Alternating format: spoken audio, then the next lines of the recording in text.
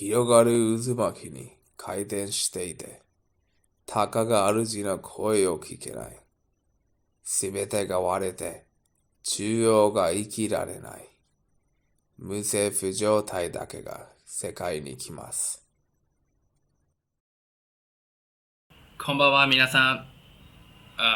I'm gonna have to keep this short, largely because I don't understand this issue very well, and from all the sources that I've gotten all this from, like all the sources that I've looked at, it really looks as though no one really understands this except for people who understand business very well, which I don't. I mean, I barely read the news. I didn't even realize that this was going on for years.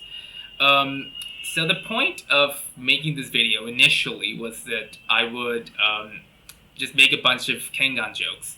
If you don't know what Kengan is, that is going to be a little bit relevant to this video. It's a Japanese comic book series. It's one of several, actually. Kengan hasn't been doing very well lately. And I've mentioned Kengan before several times. But the premise of Kengan is that billionaire corporations settle their disputes by hiring martial artists to fight for them. It's like a proxy war, and I think that's actually like how it was translated in several chapters or volumes.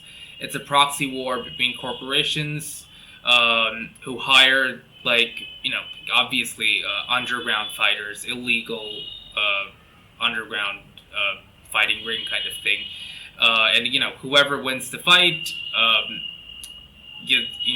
wins the business dispute. They get rights to land, to business, whatever it is. Now, Big Bazaar is a very famous and undeniably iconic retail chain in India. Every Big Bazaar is physically big, and they're landmarks. And hey, they've been pretty useful. I don't know. Like, do you know anyone? Do you personally know anyone who doesn't shop at Big Bazaar?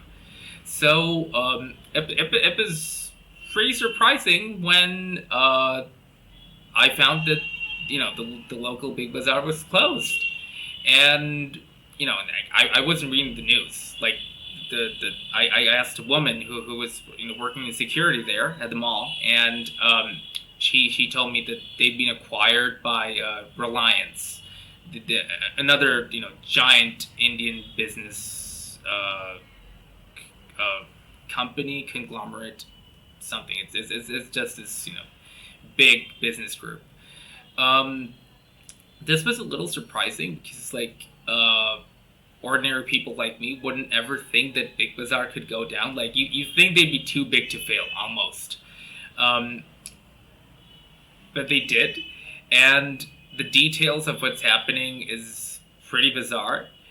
As a Kengan fan, it sounds like Big Bazaar is fighting a lot of Kengan matches.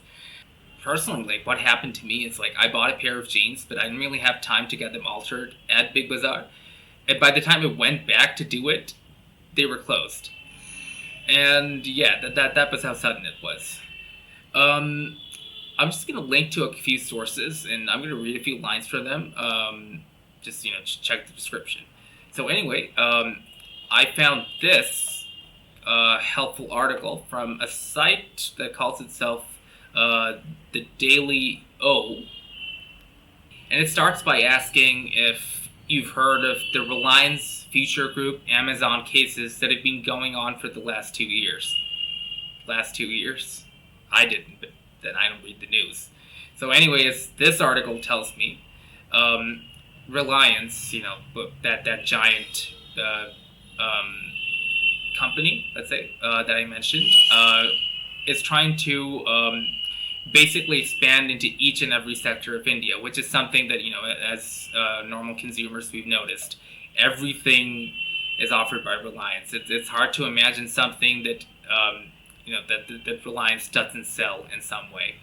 And apparently, it was in 2020 that Reliance acquired Big Bazaar, owned by the Future Group, for what appears to me to be an astronomically high number, and which makes sense because as this article tells you, Big Bazaar has around 1,800 stores across the country. As I said, it's big. It's not just a physical store. It's a big chain, and to think that they would go under is pretty shocking, right? So like as a complete layman, what I like about this article is that it actually lists like the whole thing, the whole series of events as twists. So apparently the first twist is that in 2019, Amazon had entered into an agreement with the Future Group that owns Big Bazaar. But most of what Amazon acquired is a stake in a subsidiary company of the Future Group instead of, in like Big Bazaar.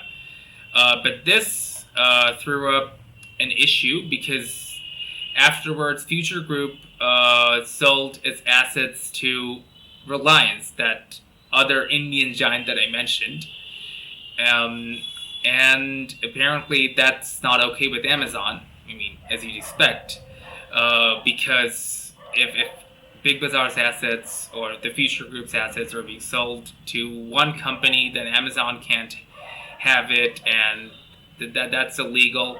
Apparently, they went all the way to Singapore at a court to settle this whole thing. But then, as I understand, there was another case in India about like whether the international case would stand under Indian law, and apparently that's the whole issue. Like, Big Bazaar was apparently, both due to the pandemic and probably due to other reasons, under massive amount of debt. But when I say Big Bazaar, I mean the Future Group that owns Big Bazaar. And apparently it was because of that debt that the founder and owner sold its assets to Reliance, but then Reliance can't legally have that under international law, so Amazon is fighting its case, and now the validity of that case is being challenged, and under all this, this legal, the tussle, wrestling, call it what you will, Big Bazaar is closed. There are plenty of twists, so you probably want to read the article, actually. And here's another article about why this is so surprising.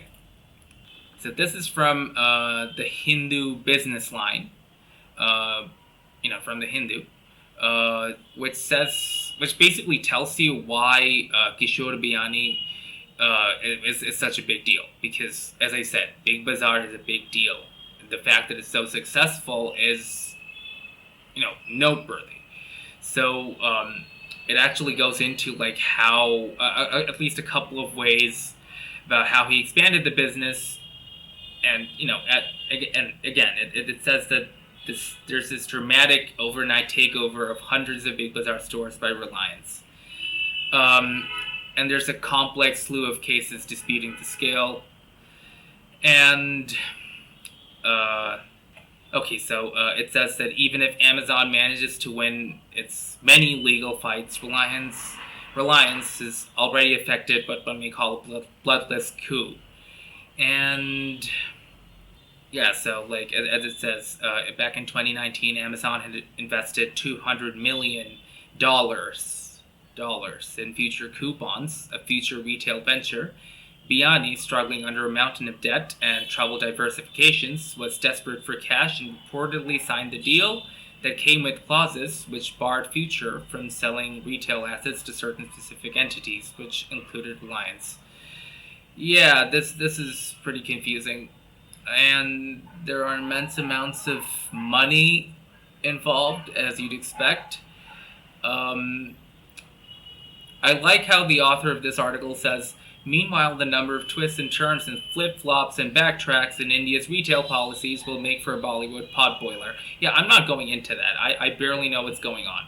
So lastly, there's this article that says, Reliance cancels plan to acquire Big Bazaar. So apparently they voted with, stakeholders or whoever, and they voted against acquiring Future Group. So yeah, it says here that they cannot go forward with acquiring it, the retail, wholesale, logistics, and warehousing assets. This is pretty confusing, and like there's a lot of business speak here that I'm not going to get into, mostly because I don't understand it, also because I don't want to like lift off the articles and just put it all in my video. I'm just going to leave the links here. So as a stupid person coming into this, who's someone who doesn't read the news and just reads manga, this really sounds like Future Group hired like some jobber like Rihito.